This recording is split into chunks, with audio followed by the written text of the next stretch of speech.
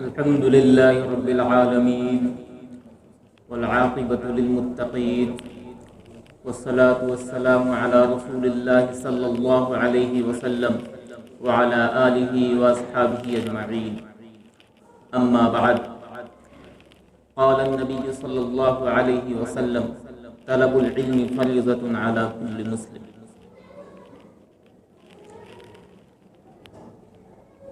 قابل احترام بزرگوں اور عزیز ساتھیوں، السلام علیکم ورحمۃ اللہ وبرکاتہ۔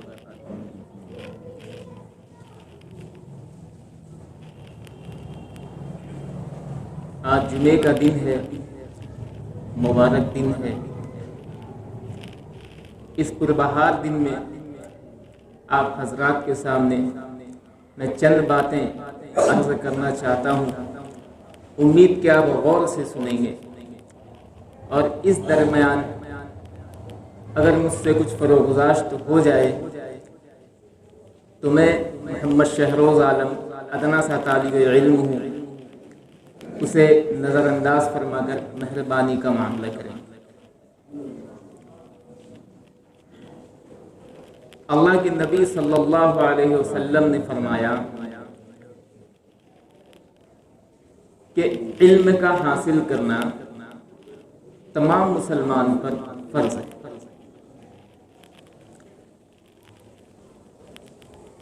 موضوع پر پہنچنے سے پہلے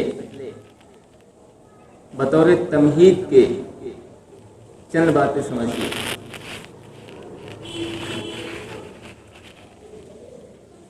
کیا ہو اگر ایک ادنا آدمی، یہ کہہ لیجئے کامن پرسن، بہت خاص نہیں، عام آدمی جسے محلے کے 10-12 لوگ جانتے ہوں،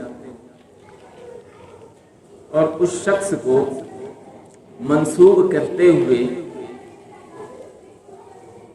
ہیمنت سورین صاحب اس کا نام لے کر پکاریں، یا کہ اپنے کسی بیان میں یہ کہہ دیں کہ میں فلاں شخص کو جانتا ہوں یا وہ میرا قریبی ہے، تو اس عام آدمی کی حالت کیا ہوگی؟ وہ 4 بار مسکرائے گا، بلکہ یوں ہوگا کہ وہ رات میں بھی سوئے گا تو مسکراتا رہے گا کہ ہیمنت سورین نے میرا نام لیا۔ ہوا کہ نہیں ہوگا؟ بالکل۔ کتنی بڑی شخصیت نے اس کا نام لیا، اس کو اپنے ساتھ منسوب کیا کہ مسکرانا یا خوش ہونا اس لیے نہیں ہے کہ اس کا نام لیا گیا، بلکہ اس وجہ سے ہے کہ اس کا نام لیا کس نے تھا؟ ہیمنت سورین نے لیا تھا۔ بات سمجھ میں آ رہی ہے؟ پتہ یہ چلتا ہے کہ چیزوں کی اہمیت اس کے نسبت پر موقوف ہوا کرتی ہے۔ آپ اس طرح سمجھیں، آپ راستے میں چل رہے ہیں اور آپ کے سامنے میں لکڑی کا کوئی ٹکڑا آ جائے، لکڑی کا ٹیبل ہو، کرسی ہو، کسی چیز کا ایک ٹکڑا آ جائے، کیا آپ اسے اٹھائیں گے یا کہیں گے یہ اتنا قیمتی لکڑی کا ٹکڑا یہاں کیوں ہے؟ نہیں ہوتا ہے عام طور پر، کیونکہ وہ ایک عام لکڑی کا ٹکڑا ہے، کرسی سے ٹوٹا ہوا، گرا ہوا، پھینکا ہوا۔ بلکہ بعض دفعہ تو یوں ہوتا ہے کہ چھوٹے بچے اگر ہوں، وہ اس کو لات مارتے ہوئے فٹ بال بنا کر اور تھوڑی دور تک لے کر کے جاتے ہیں۔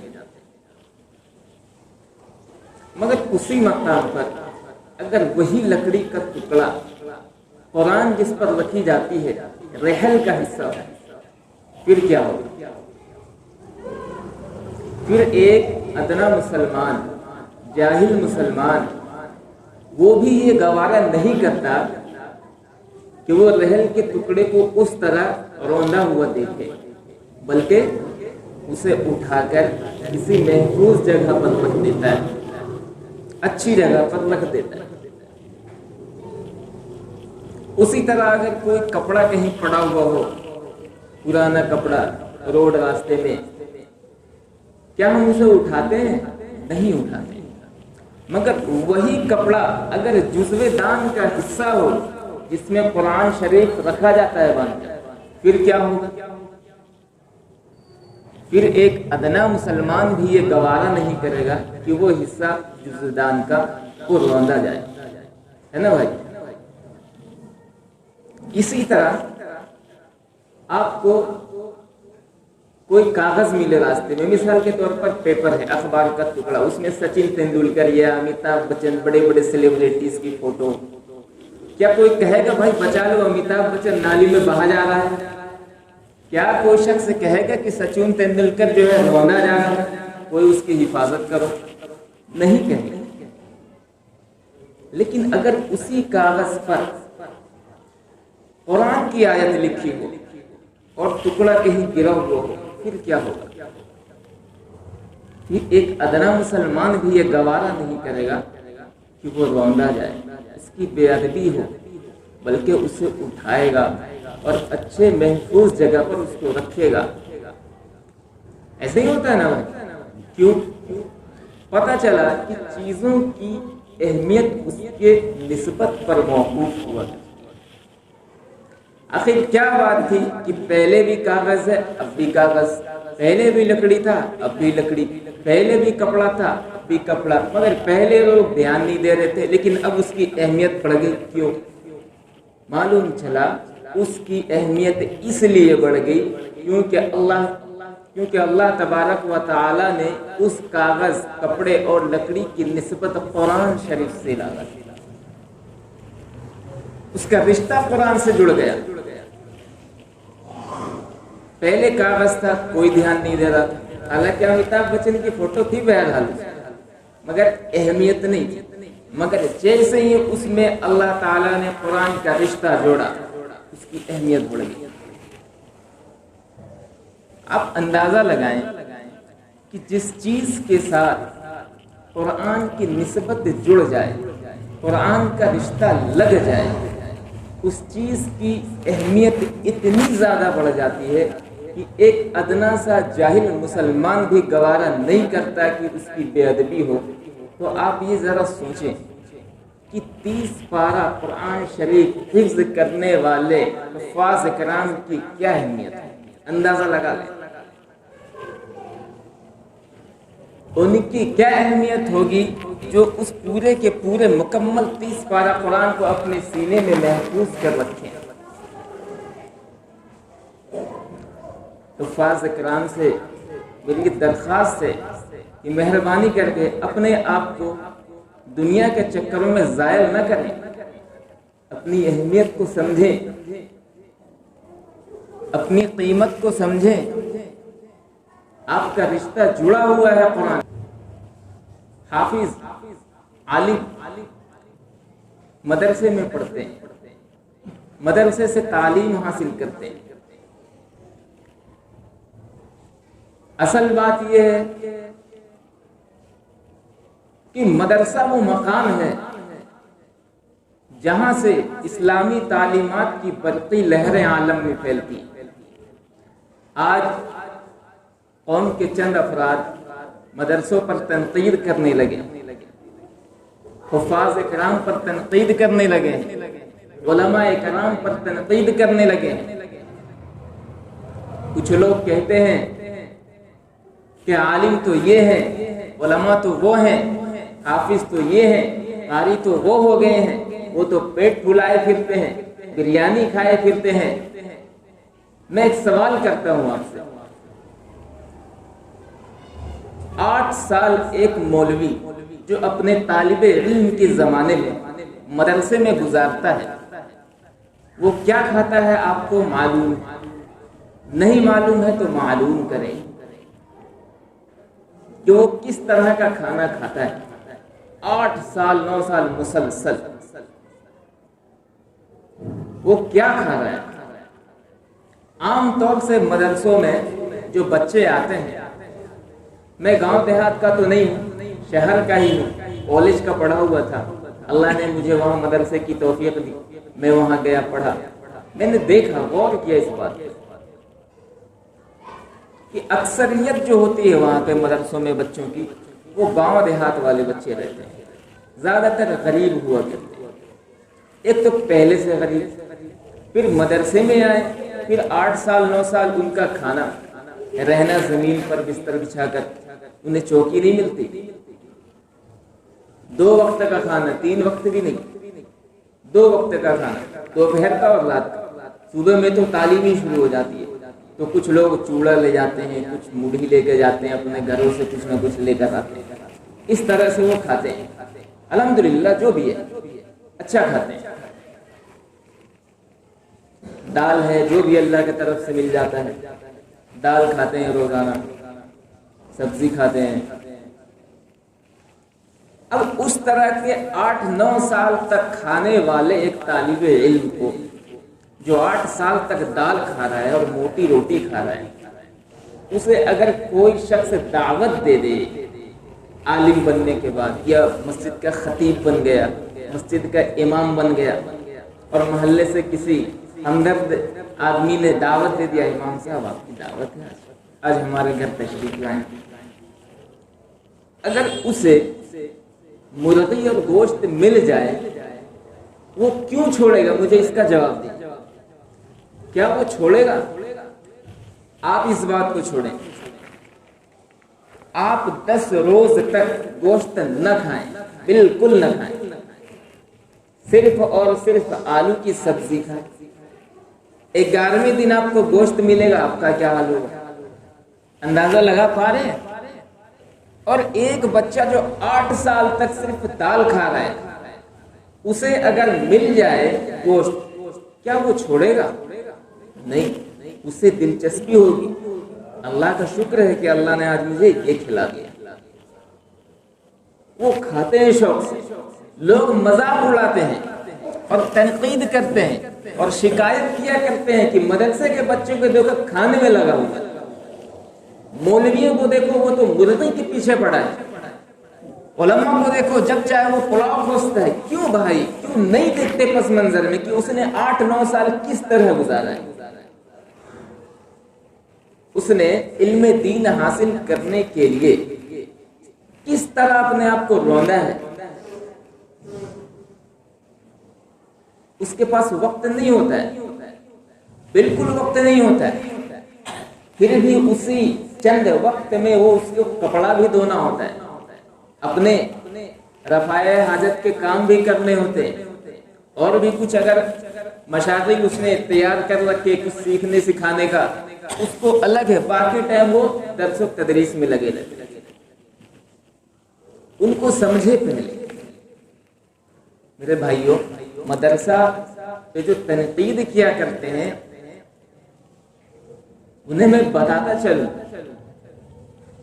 کہ مدرسہ کیا چیز ہے۔ مدرسہ وہ مقام ہے جہاں سے اسلامی تعلیمات کی برقی لہریں عالم میں پھیلتی ہیں۔ مدرسہ وہ قلعہ ہے جہاں ہما وقت قال اللہ و قال رسول کی صدائیں دل نواز بلند ہوتی رہتی ہیں۔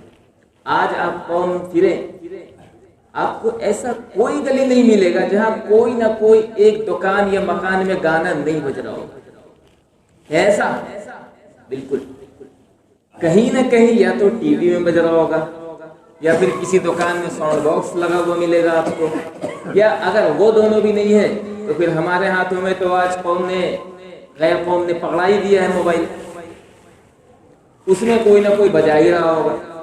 لیکن ایک واحد جگہ ہے مدرسہ جہاں ہما وقت قال اللہ و قال رسول کی صدائیں دل نواز بلند ہوتی رہتی ہیں۔ آپ کسی وقت جائیں آپ کو وہ منظر ملے گا۔ کبھی استاد کہہ رہے ہیں قال اللہ، اللہ کے نبی نے یہ اللہ نے یہ فرمایا، دوسرے استاد کبھی کہہ رہے قال اللہ قال رسول، کہ رسول صلی اللہ علیہ وسلم نے یہ فرمایا۔ بعض دفعہ میں نے یہ دیکھا ہے کہ دسترخوان میں ہم بیٹھے ہیں، ہمارے ساتھی بیٹھے بیٹھے جو ہے اس طرح کی باتیں کی، حضرت جی نے آج یہ پڑھایا تھا، آج یہ منظر بتایا، آپ صلی اللہ علیہ وسلم کے ساتھ یہ گزرا، ایسا ہوا ویسا ہوا۔ اب غور کریں کیا ہو رہا ہے۔ مدرسہ وہ مقام ہے، آج لوگ مدرسے پر تنقید کیا کرتے ہیں کہ مدرسہ تو یہ ہے اور مدرسہ تو وہ ہے، مدرسہ پتہ نہیں کیوں ہے، مدرسہ پتہ نہیں کیا ہے۔ مدرسہ وہ چھاونی ہے جہاں اسلام کے سپاہی و محافظ تیار ہوتے ہیں. جی مدرسہ وہ چھاونی ہے جہاں اسلام کے سپاہی و محافظ تیار ہوتے ہیں. آج لوگ دیوانے ہیں. الطغرل الغازی دیکھ رہے ہیں کہ سر عام ہے یہ. الطغرل الغازی دیکھ رہے ہیں. بالکل دیکھیے جسے دیکھنا ہے. آپ اسے سپاہی سمجھ رہے ہیں, ایک ایکٹر کو سپاہی سمجھ رہے ہیں, دل میں اس کی محبت کو بسائے ہوئے ہیں, خواب دیکھ رہے ہیں کہ ہم الطغرل غازی کے طرح ہوتے ہیں. لیکن آپ کے گھروں میں الطغرل غازی موجود ہے, آپ اس پر غور نہیں کر رہے ہیں. آپ کے محلے میں الطغرل غازی موجود ہے, آپ اس پر غور نہیں کر رہے ہیں. جو مقام آپ نے الطغرل غازی کو دے دیا وہ مقام اپنے مسجد کے امام کو دینا تھا, اپنے مسجد کے خطیب کو دینا تھا, اپنے محلے کے حفاظ اکرام کو دینا تھا. آج نئے حفاظ اکرام آتے ہیں مدرسوں سے. آپ لوگ کہتے ہیں, ہم لوگ سب یہ کہتے ہیں, ہماری شکایت ہے حفاظ اکرام سے کہ حفاظ اکرام یہ کر رہے ہیں, حفاظ اکرام وہ کر رہے ہیں, چوراہے میں گھوم رہے ہیں, دوستوں میں گھوم رہے ہیں, ایسے کر رہے ہیں, ویسے کر رہے ہیں. صحیح بات ہے, صحیح ہے. میں پوچھتا ہوں کیوں؟ وہ پڑھ کے تو مدرسے سے آ رہے ہیں, کیا ہو گیا کہ یہاں پہ آ کر کے وہ مدرسے کے ماحول سے ہٹ رہے ہیں؟ ہمیں لگ رہا ہے ویسا, یا حقیقت میں ویسا ہے؟ یہ ہماری غلطی ہے, یہ کس کی غلطی ہے؟ سمجھنے کی کوشش کی ہے یا نہیں کی؟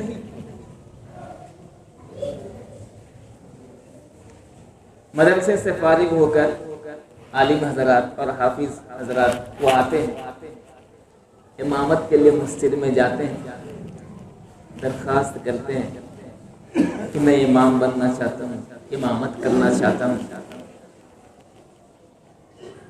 مجھے جگہ مل جائے.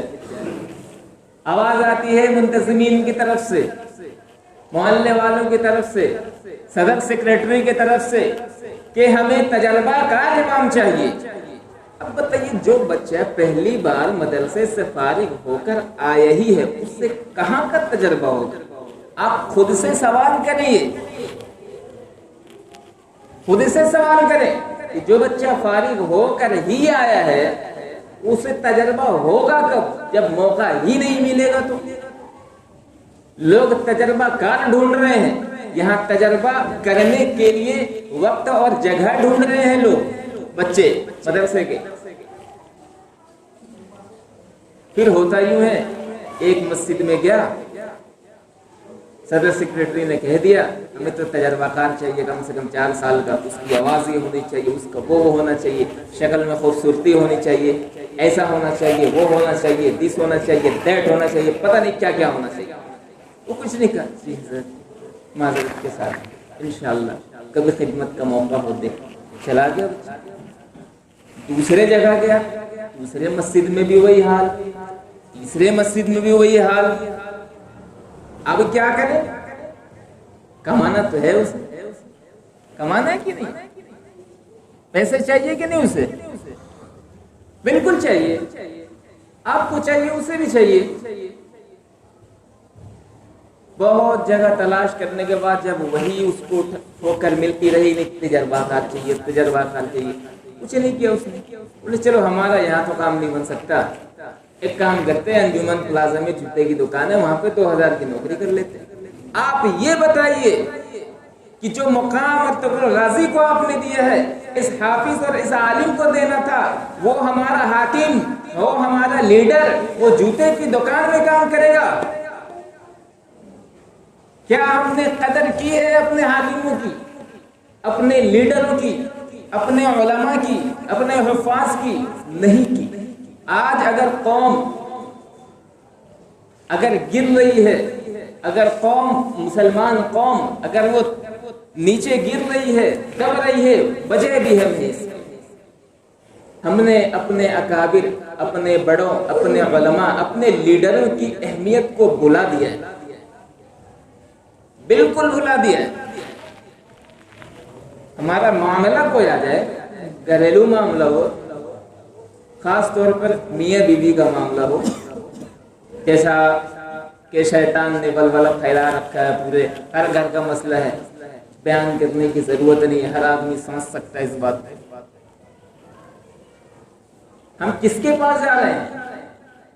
क्या हम अपने लीडर के पास जा रहे हैं? नहीं जा रहे हैं। हमें किसके पास जाना चाहिए था? हमारे मामलात हल कराने के लिए हमें अपने उलमा के पास जाना था, मगर हम जा किसके पास रहे? कोर्ट कचहरी जा रहे। अगर आज ट्रिपल तलाक का मामला हमारे सामने आया है, वजह हम है कि अपने मामलात हम अपने उलमा के बजाय क्या कहते हैं उसे थानों में और कोर्ट कचहरियों में करवाना शुरू कर दिए। उस गए वो हमारे मामलात, हमारी शरीयत में दखल देना शुरू कर दिया। और फिर कहते हैं आलिम तो पेट फुलाए फिरते हैं, उन्हें तो चिकना बिरयानी चाहिए, उन्हें तो पुलाव चाहिए। क्यों? आप उनकी हालत को देखें, पहले ईमानदारी से गौर करें कि आप उन्हें कितनी तनख्वाह दे रहे हैं, कितनी तनख्वाह मिलती है मस्जिद के इमामों को, मुअज्जिन साहब को। आपको मालूम है, एक बात बताऊं, एक वाकया। मुअज्जिन साहब जो हुआ करते हैं ना मस्जिद के, इनसे ज्यादा मेहनत करने वाला कोई नहीं होता है, इनसे ज्यादा कुर्बानी देने वाला कोई नहीं। जाड़े का मौसम है, ठंडे का मौसम है, हम लोग कंबल ओढ़े रहते हैं, रजाई में सोए रहते हैं, मगर हमारे मुअज्जिन साहब एक ऐसे शख्सियत है कि उसी जाड़े में अजान देने के लिए फजर के वक्त वो वक्त पर उठते हैं, आवाज लगाते हैं हय्या अला सलाह। ये मुअज्जिन साहब करते हैं। इलेक्ट्रॉनिक अलार्म नहीं बजता है, वो अपनी नींद आती है उनको भी, ऐसा नहीं नींद नहीं आती है, आती है उनको भी नींद। इमाम साहब को नींद आती है, फिर भी वो उठते हैं, कुर्बानी देते हैं, क्योंकि अल्लाह का हुक्म है। मुसलमान आए मस्जिद, नमाज पढ़ें, नमाज अदा करें, और हम उनके लिए क्या करते हैं? भाई एक बात तो याद रखिए और बहुत गौर से इसे समझिए। दो बातें हैं। एक बात तो ये है कि अगर नेकी ना कर सको तो बुराई भी ना करो,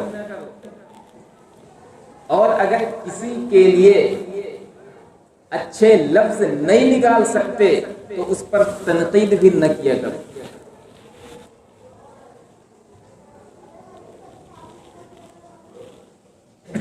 मदरसा जहाँ से इस्लाम के सिपाही और मुहाफिज तैयार होते हैं, मदरसा ऐसा मकाम है जहाँ से ऐसे ऐसे आलिम, ऐसे ऐसे हाफिज निकलते हैं जो हमा वक्त हमा तन उम्मत को फैज़ पहुँचाने में मसरूफ़ रहते हैं। मदरसा वो मकाम,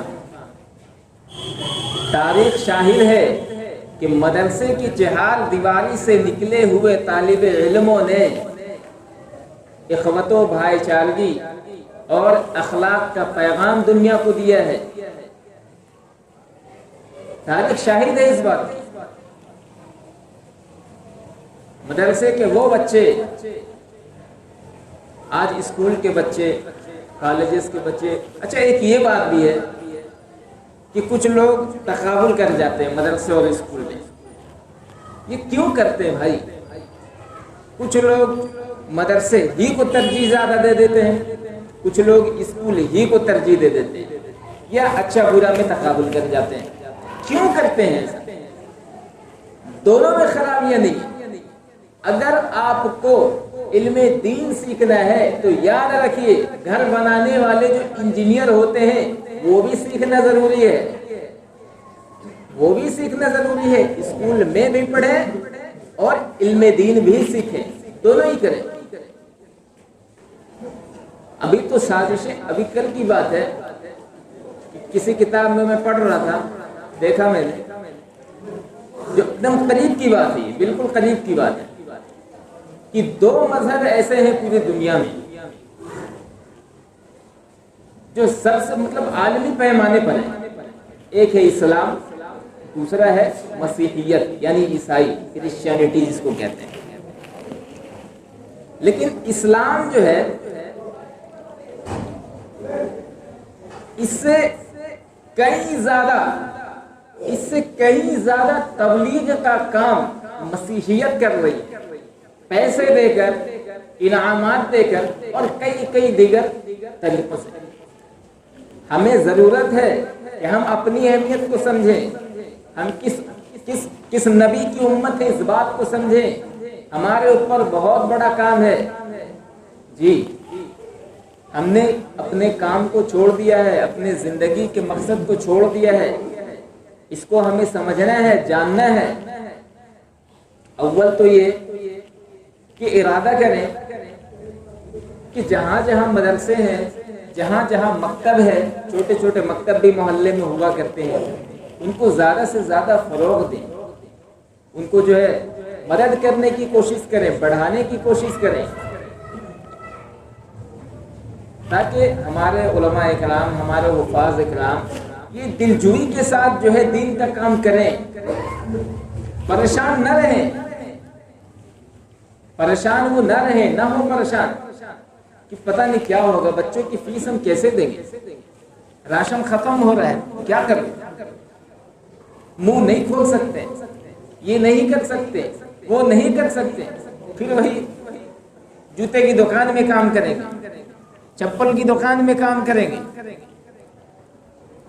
پھر آپ تنقید کریں گے، دیکھو مولوی ہو کر کے جوتا بیچ رہا ہے. شرم آنی چاہیے ہم لوگوں کو اس بات پر کہ اگر یہ نتیجہ ہے کیوں ہے، اس طرح کے معاملات کیوں ہیں. غیر مسلموں میں یہ دیکھا گیا ہے کہ اگر ایک آدمی غیر مسلم کا عیسائی ہو یا کوئی بھی ہو، خاص طور سے آپ کے سامنے تو زندہ مثال ہے، پی پی کمپاؤنڈ میں جو پنجابی حضرات ہیں ان میں غریب کیوں نہیں دکھتا، یا پنجابی آپ کو بھیک مانگتا ہوا کیوں نہیں دکھتا؟ کبھی سوچا ہے آپ نے وجہ کیا؟ وجہ یہ ہے کہ اگر ایک شخص غریب ہوتا ہے تو 4 شخص مل کے اسے اتنا پیسہ دے دیتے ہیں کہ وہ غریب رہتا ہی نہیں. ہمیں سوچنا، مدرسے کی مدد کریں. آج لوگ مدرسے کو بند کرانے پر پڑے ہوئے ہیں، اسی طرح سے بند کر دیں مدرسے والے. یہاں تک کہ کچھ مسلمان طبقے بھی ایسے ہیں جو یہ کہہ رہے ہیں اور تنقید کر رہے ہیں کہ مدرسے میں دنیاوی تعلیم ہونی چاہیے، انگلش کی، ہندی کی، سائنس کی، میتھمیٹکس کی، پتہ نہیں کیا کیا کی.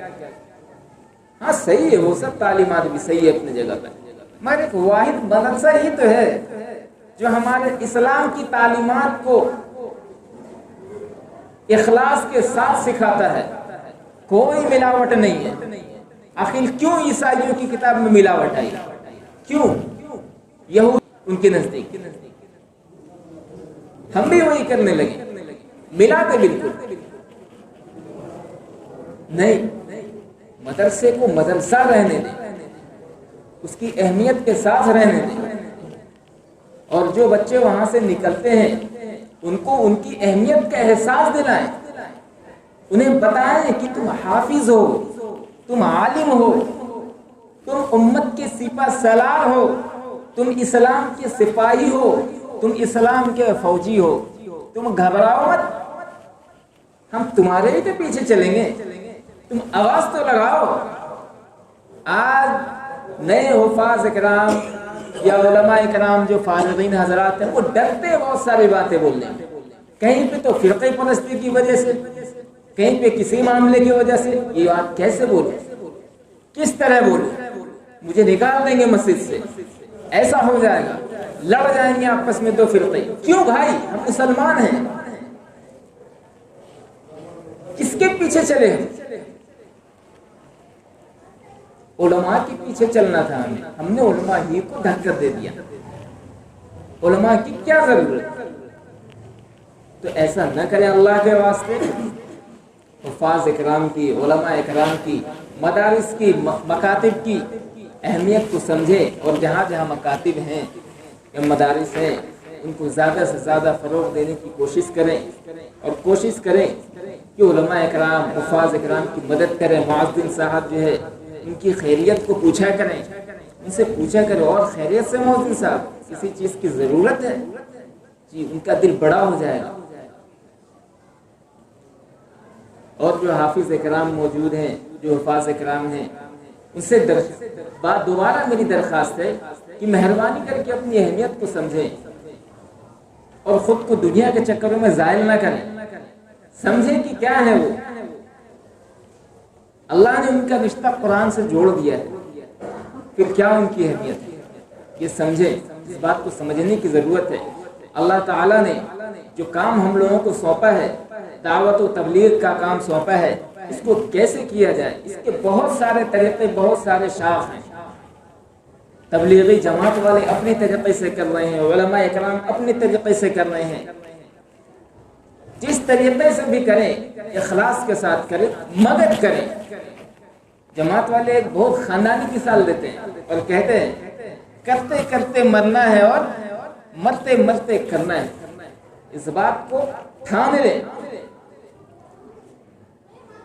جس ارطغرل غازی کے دیوانے ہیں نا, وہ 600 سال پہلے 800 سال پہلے چلے گئے حضرت, اللہ ان کے قبر کو نور سے روشن کرے. ہم سب اپنے دل میں ارادہ کریں کہ ہم اپنے محلے کے ارطغرل غازی کو زندہ کریں گے. ہمارے مسجد کے امام, ہمارے مسجد کے خطیب, ہمارے محلے میں جو حفاظ اکرام ہیں ان کو زندہ کریں گے. وہ کیوں در در ٹھوکر کھا رہے ہیں, مشورہ کریں اس کے لیے اور ایک نظام قائم کریں کہ اس کا کس طرح استعمال کیا جائے, کس طرح انہیں ایک جٹ کر لیا جائے. کریں گے انشاءاللہ. اللہ تعالی ہم لوگوں کو سننے سے زیادہ عمل کرنے کی توفیق عطا فرمائے. وآخر دعوانا الحمدللہ.